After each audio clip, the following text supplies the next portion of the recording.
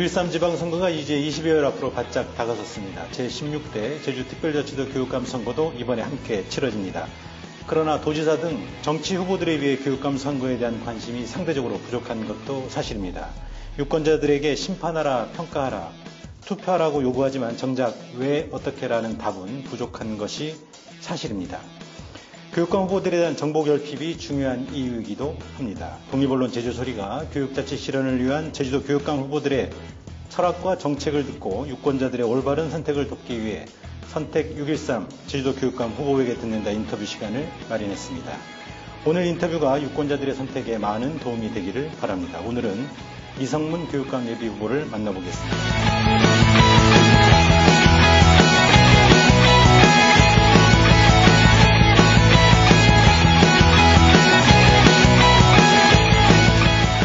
이성문 후보님, 안녕하십니까? 네, 안녕하십니까?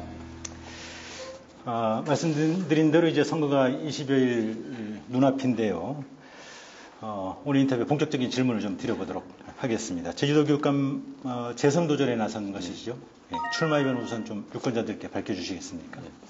네, 제가 지난번 출마할 때 절박한 심정으로 단 한 명의 아이도 포기하지 않겠다고 했습니다.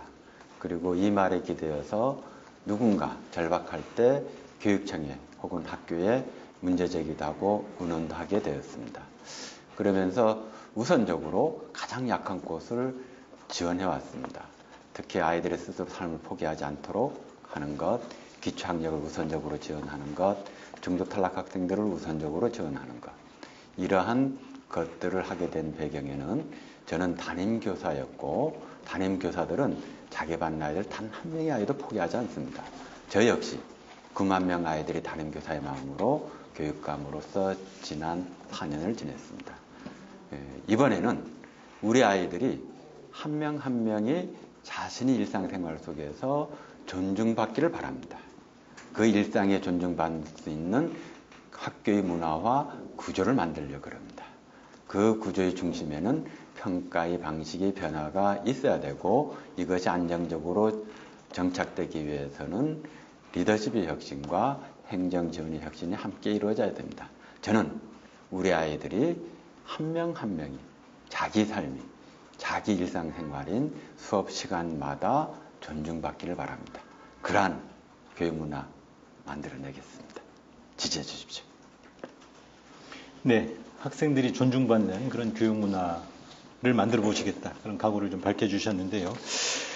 4년 전 교육감 선거 첫 출마 당시에는 그 소통하는 참신한 리더십, 이런 걸 좀 키워드로 잡고 강조하신 기억이 납니다. 그만큼 그 이전의 제주 교육 행정의 분위기가 소통과 거리가 멀었다는 그런 방증인 셈이고 또 리더십이 좀 부족했다라고 그 평가를 하셨던 것으로 기억을 합니다만 그런 이번 6.13 지방선거 그리고 특히 제주도 교육감 선거를 관통할 수 있는 핵심 키워드 이번엔 뭘로 좀 잡아보시겠습니까? 저는 미래라고 봅니다. 지금 인류사적으로 거대한 변화에 직면해 있습니다. 즉 4차 산업혁명의 시대죠. 네. 4차 산업혁명의 시대를 과거하고 틀린 이유는 뭐냐면 과거에는 공상과학이었다고 생각했는데 우리가 생각하는 공상과학이 현실화될 수 있다라는 아주 체감합니다. 네. 어쩌면 공포로 다가오기도 하고 네. 과연 어떻게 해야 될까? 4차 산업혁명은 인류적 과제이고 인류가 같이 넘어야 되고 같이 가야 될 부분입니다. 그 다음에 국가적 과제들이 있습니다. 국가적 과제들로서는 일단 양극화의 문제라든지 그리고 당장 한반도에 변곡점이 일어나고 있지 않습니까? 남북의 문제. 그렇습니다. 이게 국가적 과제로서 올라오는 거고요. 그러면 제주도의 과제가 무엇일까? 제주도 국가적 과제이기도 하지만 초저 출산의 문제를 우리 사회가 어떻게 해야 될 건가? 국가적 과제이기도 하지만 또 지역의 과제이기도 합니다. 그러면서 제주도만이 있는 문제가 하나 있는데 그게 뭐냐? 국제학교가 있지 않습니까? 약 655명의 제주도민이 다니는데 성장기에서부터 이렇게 분리돼서 교육받는 게 과연 바람직한가? 그렇다면 이 문제를 어떻게 해야 될까? 과연 제주교육의 미래가 제주도의 미래를 이끌어가면서 안정적으로 진짜 대한민국을 넘어서는 교육의 중심이 저는 제주도가 될 수 있다고 봅니다. 국제학교와 같이 공존할 수 있는 그러한 미래에 대한 대비를 저와 함께 할 수 있다고 봅니다. 네. 이번 6.13 지방선거, 특히 제주도 교육감 선거를 관통하는 키워드로 미래 두 글자를 꼽아주셨습니다. 뭐 남북관계의 변화, 또 과거에 이제 공상과학으로만 여겨졌던 4차 산업혁명이 곧 현실로 다가와 있고 현실에서 보여지고 있고 이런 것들을 꿰뚫는, 다 아우르는 그런 미래라는 두 글자를 선택해 주셨습니다. 인상 깊습니다. 자, 다음 질문입니다. 교육 현안 중에 이제 시급히 해결해야 될 현안들이 있는 것으로 압니다.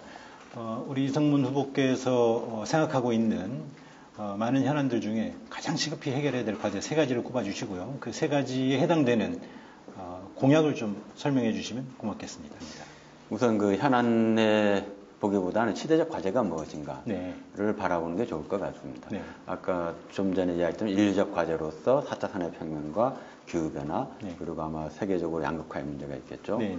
그 다음에 국가적 과제로서는 아까 양극화 문제와 초저출산의 문제가 있을 것이고, 제주도의 지역적 과제로서 초저출산 문제가 과연 학교 교육에 어떻게 영향을 끼칠 것인가, 당장 영향을 끼치는 부분들이 크니까요. 그것과 더불어서 국제학교가 옆에 있는 거죠. 1시간 이내 거리에. 네. 그러면 이런 과제를 어떻게 해결할 것인가, 이게 공약으로 표현이 될 텐데, 네. 첫째는 양극화의 문제와 더불어 가지고 부모의 사회적, 경제적, 지역 관계없이 모든 나이들이 질 높은 공교육과 행복한 삶을 살아가야 된다. 이거를 전제로 하면서 교육 특별도를 실현하겠다. 네. 그 출발점으로서 고교 무상급식을 한다. 이렇게 넣을 수 있고요. 네. 두 번째로는 우리 아이들이 행복한 삶을 살아가기 위해서 고입과 관련돼서, 연합과 관련돼서 끊임없이 시단을 받고 있는데 성적순으로 가는 학교가 아니라 그렇습니다. 모든 학교를 선택해서 갈 수 있는, 그리고 소득 학생들의 자부심을 가질 수 있도록 고등학교 30개 학교들을 각각의 장점을 가진 학교로, 선택한 학교로 만드는 것, 이것을 정리한다면 고교체제 개편이 안정적 완성, 이렇게 이야기할 수 있습니다. 그리고 4차 산업혁명과 우리 아이들이 미래를 살아갈 때 가장 이제까지 문제는 뭐냐면 하나의 정답만을 요구하는 문제와 평가를 받아왔습니다. 그러니까 스스로 정답을 만들어갈 수 있도록 평가를 바꿔내면서 수업이 자연스럽게 바뀔 수 있도록 만들어가는 이 과정에서 적어도 국제학교 수준의 80% 이상의 공교육을 끌어올리겠다라는 방향성을 가지면서 평가의 혁신이 이루어져야 되겠다. 라고 해서 국제학교 수준의 80% 이상까지는 공교육을 끌어올리겠다라고 볼 수 있습니다. 예. 뭐, 그 외에도 준비하고 계신 정책과 공약들이 있을 줄 압니다만, 뭐, 차제에 또 소개할 기회가 있을 것으로 압니다. 자, 이번에 좀 우리 이 후보님께 좀 까다로울 수 있는 질문이 준비되어 있습니다. 지난 4년간 그 행정 중심의 교육 환경을 교육 중심의 환경으로 전환하는 데 노력해왔다고 답변하셨습니다. 그럼에도 불구하고 도교육청의 한 축인 행정직 공무원들과의 내부 갈등이 외부로 좀 일부 표출된 바도 있었습니다. 일각에서 제기하는 소통을 강조한 교육감인데 소통이 제대로 되지 않는 것 아니냐, 이런 지적에 대한 입장이 어떠십니까? 서로 입장에서 자기 입장을 이야기할 수 있다고 봅니다. 저는 그렇게 이야기할 수 있는 것 자체가 소통이 잘 되고 있다고 봅니다. 네. 이제까지 우리 학교 교육의 문화, 특히 학교 자체는 지난 70년 동안 근대 교육이 도입된 이래 독재 정권과 군사 독재 시절을, 유신 시대를 거치면서 철저하게 행정위의 문화였습니다. 이 행정위의 문화를 교육 중심으로 바꿔가는데 중심축이 행정 중심이었다라는 느낌이 변화되는 것에 대한 어떤 불안 혹은 안정감이 덜 난 것 같습니다. 그러나 분명한 것은 행정직 노조에서 그렇게 이야기할 수 있는 것, 그 자체가 열려있고 소통하는 과정이라고 봅니다. 그런 분위기가 허용되고 있는 것, 그런 것이 또 논의의 장으로 나오는 것, 그런 것들이 오히려 소통이 되고 있는 것이다. 그런 증거인 셈이다. 네, 그렇게 봅니다. 좋습니다. 4년 전 출마 당시 이른바 이제 그 국가적으로 이제 보수 정권 하에서 당시 진보 진영의 교육감 탄생이라고 하는 시민사회 열망을 직접 결실로 거둬들인 당사자이신데요.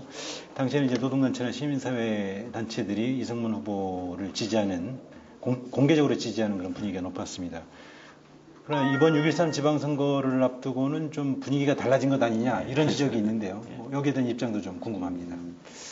우선 분위기가 달라진 거 맞습니다. 네. 처음일 때는 많은 사람들이 모여 딱 하는데 재선이 되니까 의뢰이 잘 될 것 이런 게 좀 있고요. 그다음에 지사선거도 조금 영향력이 좀 있는 것 같고요. 어쩌면 방향성에 대해서는 서로가 동의를 하고 있고요. 속도의 차이들이 좀 있는 것 같습니다. 이 속도의 차이에 대한 소통이 조금 더 적극적으로 할 필요가 있다라고 보고 있습니다. 노동계 또 혹은 시민사회계와의 소통은 꾸준히 하고 계신 겁니까? 꾸준히 하려고 하고 있는데 좀 더 노력하라는 이야기로 듣겠습니다. 알겠습니다. 자, 임기 말에 제주교육계에 좀 악재가 몰렸던 것 같습니다. 특히 이제 현장 실습 중이던 고교생 고유민호 군의 사망 사고가 큰 충격을 도민사회를 넘어서 대한민국 사회에 큰 충격을 안겨줬는데요. 그 밖에도 뭐 친인척 일감 몰아주기 논란, 또 일선 학교 교사들의 뭐 횡령 사고들이 좀 잇따랐고, 이런 것 때문에 올해는 제도교육청이 그동안 이제 이성문 교육감 호에서 자랑해온 청렴도 1등급, 올해는 좀 물 건너간 것 아니냐 이런 평가가 나오는데 어떠신지요? 사실 지난 3년 합쳐서 5년 동안 청렴도 1등급 받은 공공기관은 전국에서 유일하게 제주도 교육청이었습니다. 그래서 그 기록이 지금 깨질 우려가 있는데, 오히려 이 기회에 그런 것들을 전부 드러내서 올려놓게 된다면 오히려 한 발 후퇴되긴 하지만 두 걸음 앞설 수 있는 그러한 기회가 되도록 만들겠습니다. 예, 알겠습니다. 이번 6.13 지방선거에서도 뭐 제가 이제 매번 그 대동소이하게 경험하는 부분입니다만, 도지사 선거 이런 정치 선거에 밀려서 교육감 선거가 좀 뒷전에 밀려있다, 가려있다 이런 평가들이 대세인데요. 이게 과연 결국은 정치 선거의 큰 이슈 때문에 가려져 있는 것인지, 아니면 근본적으로 교육감 후보들의 내놓는 교육 정책과 공약들이 교육가족들의 좀 가려운 부분, 이런 것들을 잘 긁어주지 못하고 있는 건 아닌가 하는 그런 지적이 있을 수 있는데 어떠신지요? 어쩌면 그 두 가지 다일 수 있습니다. 하나는 선거라는 게 점차 지날수록 자기 삶의 문제를 해결해 줄 수 있는 기회의 장으로 바라보고 있죠. 그랬을 때 지사는 종합행정이기 때문에 자기 일상생활에 전체적으로 연결된 접촉면이 많고요. 네. 그래서 관심도가 그만큼 높을 수 있고, 교육은 상대적으로 접촉면이 적습니다. 네. 그렇기 때문에 이 접촉면이 적은 만큼 좀 덜 된 면도 있지만, 또 그럴수록 주변에 관심을 더 가져주고, 더 그렇다면 뭐 지금부터는 전부 다 관심 갖고 있지 않을까요? 이전하고는 또 다르지 않습니까? 이렇게 생각합니다. 뭐 짧은 생각이지만 교육감 후보로 나선 지금 두 분의 후보들께서 조금 더 교육가족들 또 일선 그 교육 주체들이 원하고 바라는 좀 매력 있는 정책과 공약들을 발굴하시는데도 노력하시면 좋을 것 같습니다만. 예, 알겠습니다. 앞으로 정책들을 보도자료를 통해서 계속적으로 나가고 공보물도 나갈 겁니다. 그때 좀 더 매력적으로 만들겠고, 더 많이 의견 수렴해서 좋은 정책을 만들어내겠습니다. 자, 이번에 상대 후보와 좀 연관된 질문을 하나 좀 던져보겠습니다. 지금 김광수 후보와 1대1 구도를 이루고 있으신데요. 지난번 출마 기자회견에서 제주교육이 새로운 시대로 나아가지 못하고 과거로 돌아갈 수 있다, 뭐 이런 뉘앙스를 비추셨는데 어떤 의미입니까? 일단 연합 폐지를 부활하겠다고 하고 있고요. 고교 입시제도.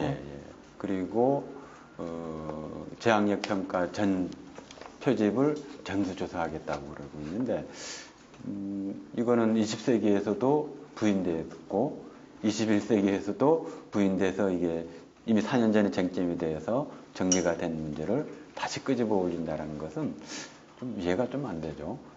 과거로 돌아가겠다는 이야기죠. 과거의 체제가 그게 좋으니까는.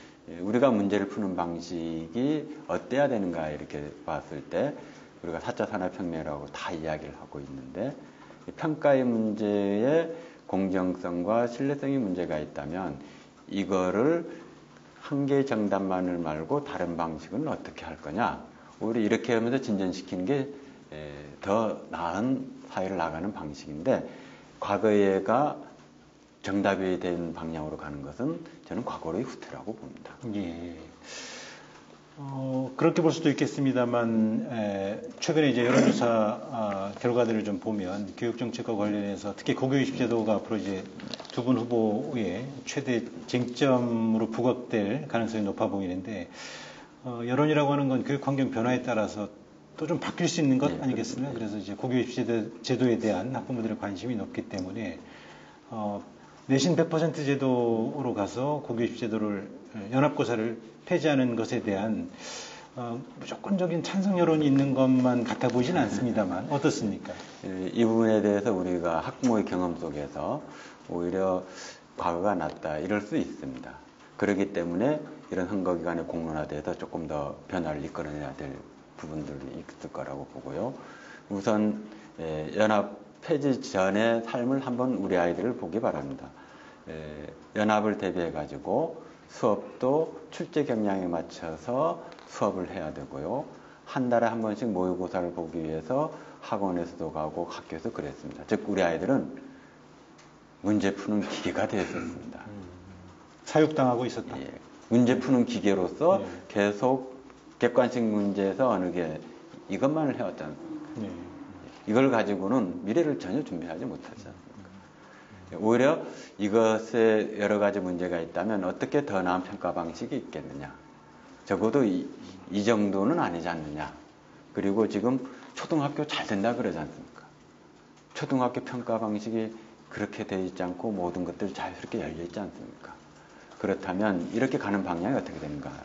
그리고 또 하나의 문제는 제가 취임하기 전에는 내신 거의 한 55% 점유해서 커트라인으로 봤을 때 이렇게 되는데 학교 따라 편차가 있었습니다.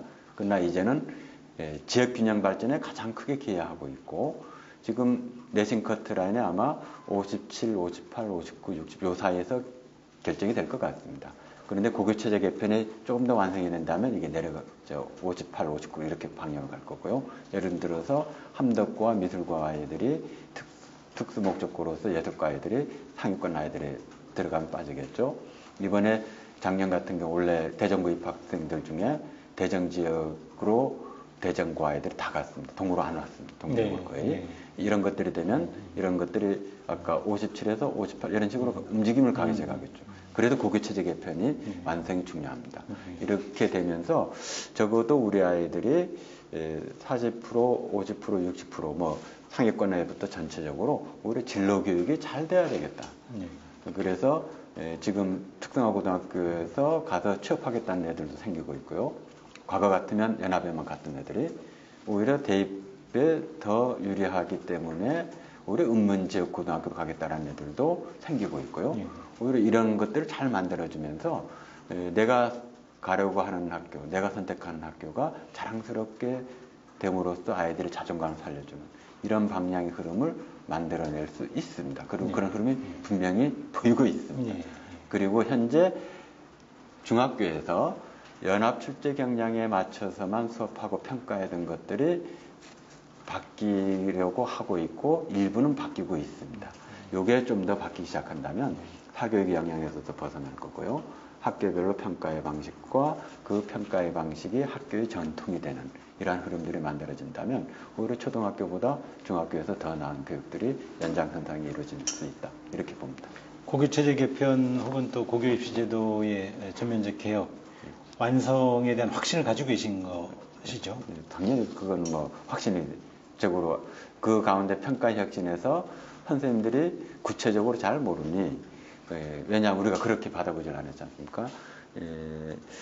우리가 정답이 한 개만 있다라는 게 무슨 말이냐 한번 생각을 해보면 이렇게 됩니다. 4 더하기 3은 몇입니까? 정답이 하나밖에 없지 않습니까? 그런데 이거를 이렇게 문제를 낼 수 있습니다. 7은 어떻게 만들어집니까? 그러면 아이 지식량에 따라서 정답이 수없이 많이 만들 수 있습니다. 이렇게 정답이 찾아갈 수 있도록 질문을 하는 능력, 이게 교사의 능력이라고 봅니다. 그 다음에 또 하나가 있습니다. 다음 시 주제는 1, 2, 3, 4, 5 하나를 선택해야 됩니다. 내가 이 시를 읽고 이렇게 생각하는데 정답 때문에 자기 삶이 부정되고 자기 사고가 부정됩니다. 즉 평가를 바꾼다는 이야기는 일상적으로 자기 의견이 존중받는다는 이야기입니다. 왜 평가를 바꿔야 될까? 왜 객관식 평가에서 벗어나려고 할까? 이 이야기는 우리 아이들이 일상생활이 수업에서 그리고 자기 의견이 존중받으려면 이렇게 정답 하나만이 있는 평가 방식과 수업 속에서는 끊임없이 부정된다. 그래서 아까 모두에서 한 명의 아이도 포기하지 않겠습니다. 그리고 시즌2에서는, 이성문 시즌2에서는 한 명 한 명의 아이들이 존중받도록 하겠습니다. 그 존중받을 수 있는 가장 큰 힘은 뭐냐? 하나만의 정답이 있는 평가 수업 방식이 아니라 스스로 질문하면서 정답을 만들어갈 수 있는 평가 제도를 만들겠다. 이게 미래의 방향입니다. 예. 교육계획의 고삐를 늦추지 않으시겠다. 이런 정도로 좀 이해를 해도 되겠습니까? 늦추지 않겠다기보다는 네. 이제야 그러한 환경으로 갈 수 있게 됐다. 환경. 네. 지난 4년 동안 노력의 결과로. 네. 알겠습니다. 자, 이번에는 지피지기면 백전백승이라 했는데 우리 이성문 후보 본인의 장점과 단점을 스스로 좀 냉철하게 꼽아주시죠. 한 가지씩. 이 후보님 장단점을. 저희 장점이라면 시대적 과제를 잊고 해결 방법을 찾아내는 게 좀 능력이 있는 것 같습니다. 예를 든다면 제가 정교조 제주지부장이었을 때는 교육감 직선제와 지금 자율학교 규정을 특별법 만들 때 역할을 했습니다. 네. 그리고 교육기관 시절에는 무상급식을 이끌어냈고 그 다음에 교통비 지원을 이끌어냈습니다. 지부장 시절에 또 하나 더 한 게 전국적 사안으로서 친환경 급식 조례를 만들었습니다. 네. 그리고 교육감에 대해서는 지금 무상교육을 하면서 또 대입과 연결시켜 미래와 관련해서 IB 프로그램에 대한 이야기를 하고 있고요. 시대적 과제를 잊고 그 과제를 단순화시키면서 그거를 해결하는 제도를 개선하는 능력이 있는 것 같습니다. 단점을 이야기한다면 좀 아이들 관점에서 모든 걸 정리하려고 하는 게 있습니다. 그러다 보니까 그거에 조금 부딪혔을 때 좀 원칙적이고 고집이 센 이런 느낌을 주는 것 같습니다. 이거는 제가 포기하지 못하는 부분이긴 한데 늘 이야기를 듣다가 보면 그 관점에서 부딪히고 있구나라고 하면서 어떻게 하지? 어떻게 하면 좋겠습니까? 아이들 관점, 아이들 눈높이로 바라보다 보니까 그 고집을 굽히지 않으신다. 이건 뭐 단점이라고보다는 장점을 말씀하신 것 같은데요. 행정의 문제도 그렇고 네. 교사의 부분에도 부딪히는 게 그렇고 심지어는 정교제에서 부딪힐 때도 어쩌면은 민주노총이 되는 데 부딪힐 때도 보니까 결국 저는 아이들 관점에서 속도나 방향성에서 이건 아니다라고 하는 것들이 부딪히는 지점들이 그곳에 있어서 정치는 못 되는 모양입니다. 알겠습니다. 자, 그러면 상대 후보, 우리 김광수 후보님과도 교육 현장에서 수십 년간 잘 알고 지내오신 사이 아닙니까? 또 지난 4년간은 특히 또 교육감으로서 또 상대 후보는 교육위원으로서 견제하는 상호작용 관계에 있으셨는데요. 김광수 후보에 대한 장점, 단점을 꼽는다면 어떤 걸 말씀해 주시겠습니까? 저도 생각하지 못한 과감함이 좀 있는 것 같아요. 네. 예를 들어서 아까 말했던 거 연합고사를 부활하겠다라든지 어쩌면 상상하지 못한 과감함이거든요. 그런 것들이 있는 것 같은데 단점으로 보면 좀 더 정책의 교육감이니까 교육위원은 문제점을 지적하고 왜 안 되냐 이렇게 되지만 교육감은 책임지는 사람이고 그 역량이 전체에 주기 때문에 조금 더 안정감과 그 정책들에 대한 그 집행, 이 가능성에 대한 세밀함 이런 것들이 좀 부족하지 않는가 이런 생각을 좀 갖습니다. 아주 잘 순화시켜서 말씀해 주신 것으로 이해하겠습니다. 자, 이제 쭉 이야기를 들어보니까 이번 이성문 후보, 김광수 후보 두 분이 치르게 될 제주 교육감 선거의 가장 큰 이슈가 고교 입시 제도, 4년 전에도 대단히 큰 변화를 예고하면서 정책과 공약으로 내놓았던 핵심 공약입니다만, 이번 선거에서도 이 고교 입시 제도에 대한 두 후보 간의 또 치열한 토론과 논의가 이어질 것으로 기대하겠습니다. 자, 끝으로 도민과 유권자들에게 당부하고 싶은 말씀 좀 전해 주십시오. 제가 교육감이 되면서 가장 먼저 했던 이야기는 단 한 명의 아이도 포기하지 않겠다고 했습니다. 그래서 모든 교육 행정력을 잘나는 곳은 요구하는 대로 지원을 했고요. 우선적으로 가장 약한 곳부터 지원했습니다. 특성화고를 지원하면서 전국 기능경진대회를 유치를 하면서 지원을 했고요. 그리고 읍면지역 학교를 지원했습니다. 그리고 기초학력을 지원했고 자살 예방을 위한 지원들을 하고 그리고 중도 탈락들을 지원했습니다. 이러한 결과 한국정책연구원에서 작년 연말에 제주도 아이들이 가장 행복하다 그럽니다. 이건 도민들이 함께 만들었습니다. 그리고 또 놀라운 일은 우리 아이들이 읍면지역부터 진학이 최고의 성과를 얻어냈습니다. 즉 제주 아이들은 행복하고 공부도 잘한다고 하고 있습니다. 시즌2가 돼서는 우리 아이들 삶이 과정이 존중받기를 바랍니다. 국제학교 수준으로 우리 교육, 제주도 교육만은 끌어올릴 수 있습니다.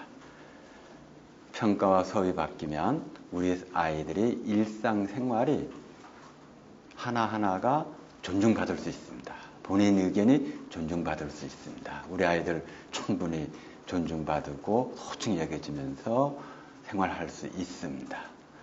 도민께서 저와 함께 그러한 상상력을 함께 꿈꾸면 우리 함께 이룰 수 있습니다.